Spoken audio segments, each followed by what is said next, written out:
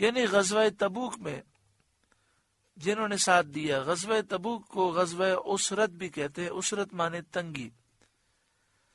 اس غزوے میں تنگی کا یہ حال تھا کہ 10 آدمیوں میں سواری کے لیے ایک اونٹ تھا، باری باری اس پر سوار ہوتے تھے، اور کھانے کی قلت کا یہ حال تھا کہ ایک کھجور پر کئی آدمی گزارا کرتے تھے، اس طرح کہ ہر ایک نے تھوڑی تھوڑی چوس کر ایک گھونٹ پانی پی لیا۔ پانی کی بھی نہایت قلت تھی، گرمی شدت کی تھی، پیاس کا غلبہ تھا، پانی موجود نہیں تھا۔ اس حال میں صحابہ علیہم رضوان اپنے صدق اور یقین اور ایمان اور اخلاص کے ساتھ حضور صلی اللہ علیہ وآلہ وسلم کی جان نثاری میں ثابت قدم رہے۔ حضرت ابوبکر صدیق رضی اللہ تعالی عنہ نے عرض کی، یا رسول اللہ صلی اللہ علیہ وسلم، اللہ تعالی سے دعا فرمائیے۔ آپ صلی اللہ علیہ وآلہ وسلم نے فرمایا، کیا تمہیں یہ خواہش ہے؟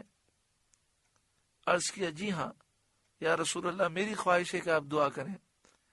تو آپ صلی اللہ علیہ وآلہ وسلم نے دست مبارک اٹھا کر دعا فرمائی۔ ابھی ہاتھ مبارک اٹھے ہی ہوئے تھے کہ اللہ تعالیٰ نے بادل بھیجا، بارش ہوئی، لشکر سیراب ہوا۔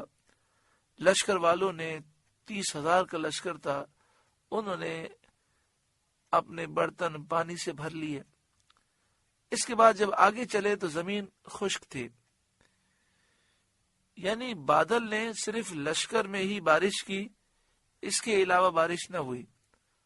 وہ بارش خاص اسی لشکر میں ہوئی، اور وہ بادل اسی لشکر کو سیراب کرنے کے لیے بھیجا گیا تھا۔ تو وہ مہاجرین اور انصار پر اللہ تعالیٰ کی رحمتیں متوجہ ہوئیں جنہوں نے اس مشکل کی گھڑی میں حضور کا ساتھ دیا۔ من بعد ما کاد یزیغ قلوب فریق منہم، بعد اس کے قریب تھا کہ ان میں کچھ لوگوں کے دل پھر جائیں، اور وہ اس شدت و سختی میں رسول کریم صلی اللہ علیہ وآلہ وسلم سے جدا ہونا گوارا کریں اور جدا ہو جائیں۔ ثم تاب علیہم، پھر ان پر رحمت سے اللہ متوجہ ہوا، یعنی اللہ نے ان پر رحمت فرمائی اور وہ صابر اور ثابت رہے، ان کا اخلاص محفوظ رہا۔ ان کے دل میں یہ جو خیال آیا تھا کہ بڑی مشکل ہے ہم حضور کا ساتھ چھوڑ کر دوبارہ مدینے بھاگ جائیں، تو انہیں بڑی شرمندگی ہوئی اور اس پر انہوں نے توبہ کی۔ انہو بہم رؤوف الرحیم، بے شک وہ ان پر نہایت مہربان رحم والا ہے۔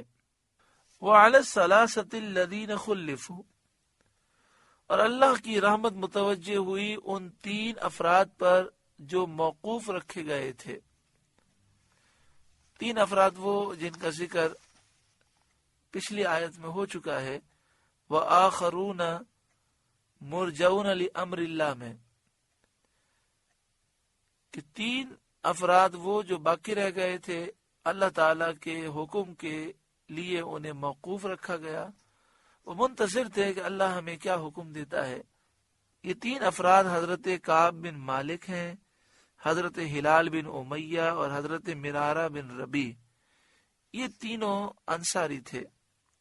رسول کریم صلی اللہ علیہ وآلہ وسلم نے تبوک سے واپس ہو کر ان سے جہاد میں حاضر نہ ہونے کی وجہ دریافت فرمائی، تو انہوں نے عرض کیا کہ کوئی خاص وجہ نہیں تھی، صرف یہ خیال آیا کہ ہمارے پاس سواریاں تو بڑی اچھی ہیں، ہم بعد میں تیز رفتاری کے ساتھ پہنچ جائیں گے، لیکن ہم ارادہ ہی کر رہے تھے کہ وہیں سے آپ نے واپسی کا ارادہ فرما لیا، تو ہم جہاد میں نہیں آ سکے۔ آپ نے فرمایا ٹھہرو جب تک اللہ تعالیٰ تمہارے لیے کوئی فیصلہ فرمائے، اور مسلمانوں کو ان لوگوں سے ملنے جلنے اور گفتگو کرنے سے منع فرما دیا، یہاں تک کہ ان کے رشتہ داروں، ان کے دوستوں، ان کی ازواج نے بھی کلام چھوڑ دیا، یہاں تک کہ ایسا معلوم ہوتا تھا کہ ان کو کوئی پہچانتا ہی نہیں اور ان کی کسی سے پہچان ہی نہیں۔ اس حال میں انہیں 50 دن گزر گئے۔ وَعَلَى الثَّلَاثَةِ الَّذِينَ خُلِّفُوا، اور ان 3 پر اللہ تعالیٰ کی رحمت متوجہ ہوئی جو موقوف رکھے گئے تھے۔ حَتَّى إِذَا ضَاقَتْ عَلَيْهِمُ الْأَرْضُ بِمَا رَحُبَتْ، یہاں تک کہ جب زمین اتنی وسیع ہو کر ان پر تنگ ہو گئی اور انہیں کوئی ایسی جگہ نہ مل سکی جہاں ایک لمحے کے لیے انہیں قرار ہوتا، ہر وقت پریشانی، رنج، غم، بے چینی اور اضطراب میں وہ مبتلا تھے۔ بخاری شریف میں بہت طویل ان کا واقعہ ہے۔ حضرت کعب بن مالک کہتے ہیں میں روتا رہتا تھا، بس مجھے یہی فکر ہوتی تھی کہ اس حال میں اگر میں مر گیا تو حضور تو میرا جنازہ بھی نہیں پڑھیں گے، اور اگر سرکار دو عالم صلی اللہ علیہ وسلم کا وصال ہو گیا تو ساری زندگی کوئی بھی مجھ سے بات نہیں کرے گا، اور حضور ناراضگی کے عالم میں مجھ سے چلے گئے تو میرا کیا ہوگا۔ تو آپ کہتے ہیں میں روتا رہتا تھا، اور تینوں صحابہ کرام کی یہی کیفیت تھی۔ آگے ارشاد فرمایا وَضَاقَتْ عَلَيْهِمْ أَنفُسُهُمْ، اور وہ اپنی جان سے تنگ آ گئے، شدت رنج و غم کی وجہ سے۔ نہ کوئی غمخوار تھا جس سے بات کریں، نہ کوئی ایسا تھا جسے دل کا حال سنا سکیں۔ وحشت تھی، تنہائی تھی، رات دن گریہ اوزاری کر رہے تھے۔ وَظَنُّوا أَلَّا مَلْجَأَ مِنَ اللَّهِ إِلَّا إِلَيْهِ، اور انہیں یقین ہوا کہ اللہ سے پناہ نہیں مگر اسی کے پاس، یعنی وہ اسی امید پر تھے کہ اللہ ضرور کرم فرمائے گا۔ ثُمَّ تَابَ عَلَيْهِمْ لِيَتُوبُوا، پھر ان کی توبہ قبول کی کہ وہ تائب رہیں۔ اللہ تعالیٰ نے ان پر رحم فرمایا، توبہ قبول فرمائی تاکہ یہ گناہوں سے ہمیشہ محفوظ رہیں۔ ان اللہ هو التواب الرحیم، بے شک اللہ ہی توبہ قبول کرنے والا مہربان ہے۔ سورہ توبہ کا 14واں رکوع مکمل ہوا۔ جہاں اس رکوع میں کئی نصیحتیں ہیں، وہاں یہ بھی ہے کہ حضرت کعب بن مالک اور حضرت مرارہ بن ربی اور حضرت ہلال بن امیہ، یہ 3 وہ انصاری صحابہ ہیں کہ جنہوں نے دیگر غزوات میں اپنا مال خرچ کیا، زخمی ہوئے ہیں، زخم کھائے ہیں۔ حضرت کعب بن مالک تو ان صحابہ میں سے ہیں کہ غزوہ احد کے اندر نبی اکرم صلی اللہ علیہ وآلہ وسلم پر جب حملہ ہوا تو یہ ان صحابہ میں ہیں کہ جو حضور کے گرد کھڑے تھے، لیکن ایک دفعہ غزوہ تبوک میں وہ پیچھے رہ گئے، اور پیچھے رہنے کی وجہ بھی صرف یہ تھی کہ کعب بن مالک کہتے ہیں کہ میرے پاس تیز رفتار سواری تھی، میں نے سوچا کہ یہ تو سفر بڑا طویل ہوگا اور ابھی تو جنگ میں کافی عرصہ ہے، میں پہنچ جاؤں گا، لیکن دشمن کی فوج حضور کو دیکھ کر بھاگ گئی اور سرکار کی واپسی کی اطلاع آ گئی، تو اس وجہ سے وہ جنگ میں شریک نہ ہو سکے۔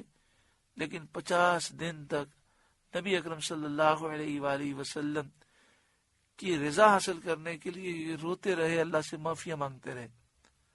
اور آج ہمارا حال یہ ہے کہ دن رات ہم گناہ کرتے ہیں، ہمیں اپنے وہ نیک اعمال یاد آتے ہیں کہ ہم نے یہ تسبیح پڑھ لی، وہ تسبیح پڑھ لی، ہم یہ سوچتے نہیں ہیں کہ کہیں ایسا نہ ہو کہ ہمارے یہ گناہوں کے اعمال سے اگر اللہ ناراض ہو گیا، اس کے حبیب ناراض ہو گئے تو ہمارا کیا ہوگا۔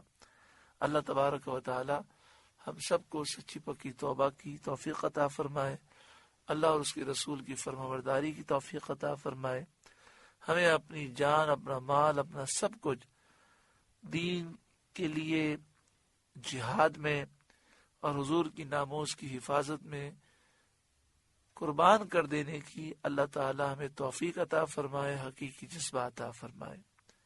آمین بجاہ سید المرسلین صلی اللہ علیہ وآلہ وسلم۔ آپ سے گزارش ہے کہ قرآن کے اس پیغام کو آگے پہنچا کر ثواب جاریہ حاصل کریں۔